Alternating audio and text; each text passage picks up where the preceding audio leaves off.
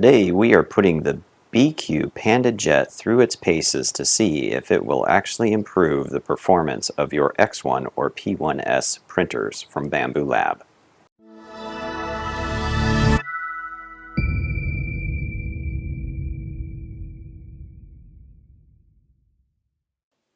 Hey everyone, welcome back to the channel. Today we're going to do another in the upgrade series, and today we're going to take a look at the Panda jet from BIQU. So again, they sent this to me to get my thoughts on this, and what it is here we have the cover for my P1S for the hot end, and you've got these little duct here, this system, so the fan pulls in from the front, and then it's got two ports here on either side of the nozzle. One of them is pretty much directly lined up with the side of the nozzle here, the other one is a little bit offset. So the Panda jet is designed to replace that part, and we're going to go through the installation here shortly. But first we'll do a little unboxing. So this is the box. So inside the box we have a couple of things. First off, you get the nice little duck, so add that to my collection. And then we have the jet system here. This is a 3D printed part that they have done a really nice job on. And so one of the first differences you can see here is it's got 4 ports. We'll get into that a little later. But continuing with the unboxing, you've got the a little QR code in here, or excuse me, this is the correct QR code. This will take you to the BTT or Big Tree Tech wiki, and it'll give you the installation instructions. You've got a couple little other items in here. You've got a BIQU or BIQU sticker, however that's pronounced, and then you've got the Allen wrench that you'll need for the installation. So back to the jet. You've got, instead of having these 2 little ports here that are on the side, what you'll end up with this improved version is you've got 4 jets that are going to direct the airflow directly to the nozzle. And then it also has these magnets already installed. So we'll take a closer look at this as I shift over the camera for the installation. All right, let's take a look at the installation here. It's quite simple. We're simply going to remove a couple of screws here. And then we should be able to pop this part out and then install the new one. So now I have taken this apart before. Yours may have a tiny little bit of glue. I had a little bit of a problem at one point with well, I don't even remember what caused it, but you know, it was one of those things where you come back to your printer and you see that there's just a massive blob of filament. Nope, there's actually a couple. I may have just undone the wrong screws. So let's learn from my mistakes. It's always good to, I probably should have looked at the wiki one more time before doing this. So this screw here and then this screw here are the ones that actually hold it onto the housing, not the ones that hold the piece together. So let's get those couple of screws out, and then this whole piece comes out, and this detaches. I think it's kind of stuck under. There we go. So there you can see, again, took out a little more than I needed to, but we've got this piece, which I had to, as mentioned before, completely dismantle so that I could get the filament blobs out of there. But that's the way that this part goes together. So since we have it apart, we can see that we've got these 2 channels that our airflow ends up coming in. So the fan mouth sits right here, and then it blows down. You can kind of see those 2 holes there at the bottom. So we get air from here and here. Now, I'll get that one out of the way. We'll save a couple of our screws here. 2 of those go back to you. And then we have the new mount, and that's going to fit right in here. And we're going to, oh, there's a little spot right there that needs to fit in for this to mount properly. So we'll get that all lined up just like so. And then we just replace our 2 screws. So one there. So this is a very quick installation. It'll take even less time than it took me if you don't remove unnecessary screws. We'll grab this little guy.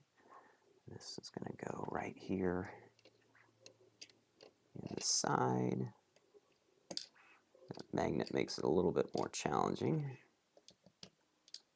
Let's pick that up, put it back where it belongs.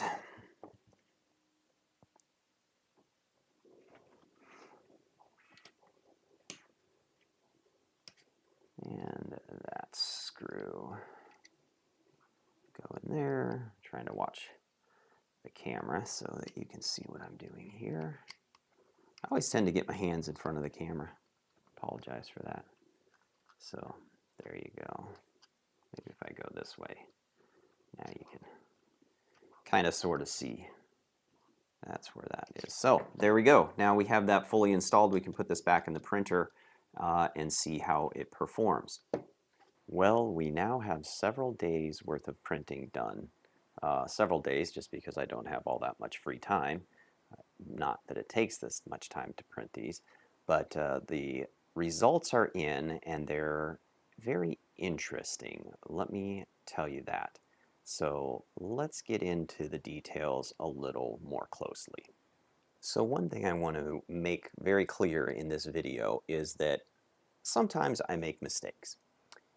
All of these other parts here that you see, and I actually was just about ready to complete this video, these kind of star looking things over here on the left and these other overhang tests over here on the right.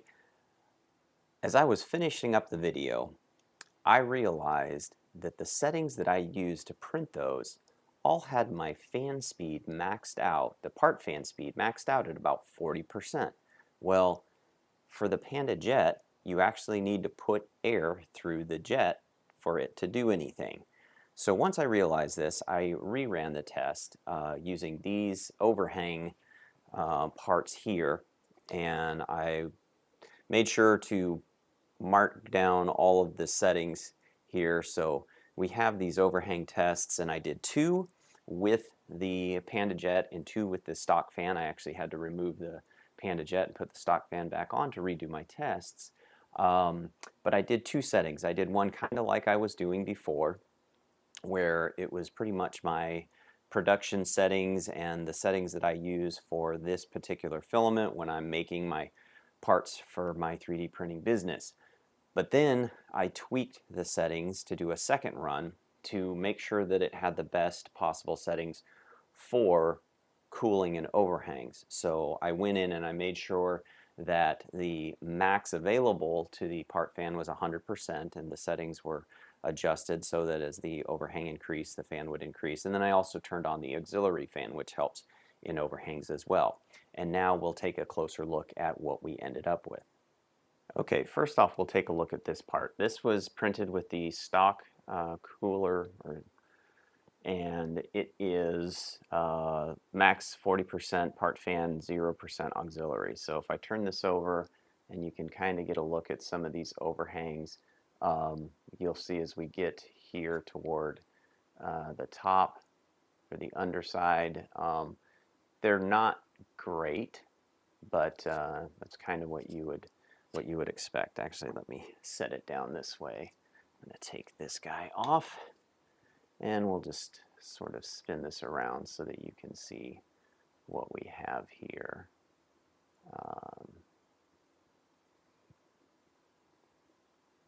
The results that we got there. Now we'll take a look at what we got with the Panda jet. Again, same settings, and in this one it actually looks worse, I would say. But again, we're limiting the performance of this part by, or I was limiting the performance of this part by not allowing maximum airflow to flow through it at the overhang. So that was my mistake. So now let's take a look at the stock fan when we increased our settings to allow more air to flow to the part cooling fan. So again, you can see it's much improved just by making those small changes in the settings. So you definitely do need to tweak your machine if you have a part where you're doing a lot of overhangs. And then finally, we'll take a look at the Panda Jet once we allowed 100% part cooling. And in this case, the Panda Jet did much better than it did before when I was limiting it. And I would say it is really hard to tell, but it may just have the slightest advantage in a couple spots between the stock fan. Let me pull this one back over and kind of put them side to side so you can see.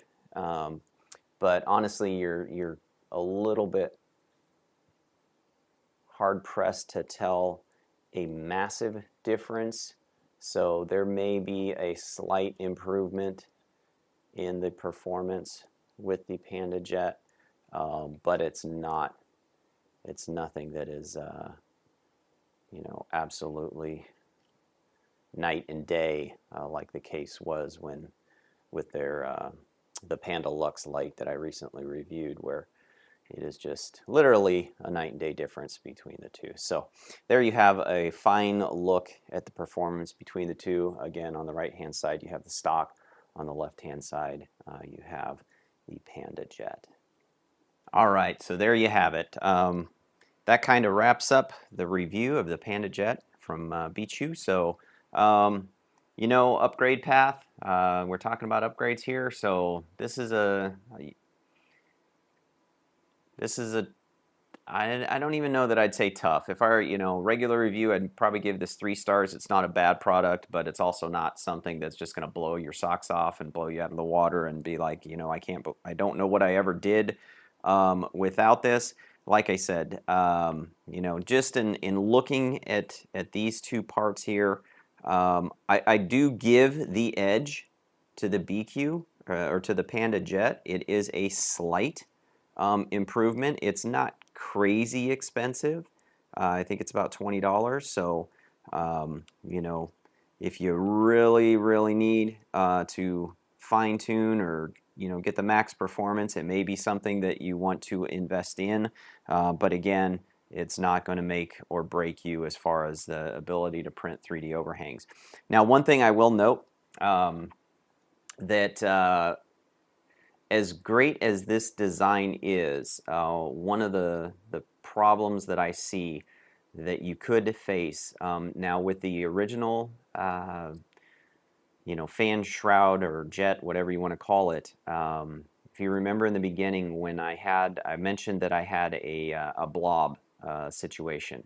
That one, because it's in 2 pieces, I was able to, you know, split the 2 pieces and get the you know, molten filament out of there. With this one, since it's one piece that's formed, if you were to clog up these little holes, you'd have to replace it. There's really not going to be a way to get those out of there. So that's just one thing to consider. So again, not a bad product, but 3 out of 5 stars. So that's it for this review. It's taken me probably longer than many of the reviews I've had because I had to go back and redo some things. But that's how we, you know, that's how we figure things out. So as always, I appreciate you taking your time here. If you like what we're doing on the channel, please take a moment to hit the like button, hit the subscribe button, and hit the little bell so you know that when I drop new content. I've got plenty more things in store for you all. I have been contacted by a few other people, and we've got some fun projects in the works. So I am looking forward to the channel continuing to grow and spending time with all of you. So as always, let's just keep on learning, burning, and printing together. Take care, everyone.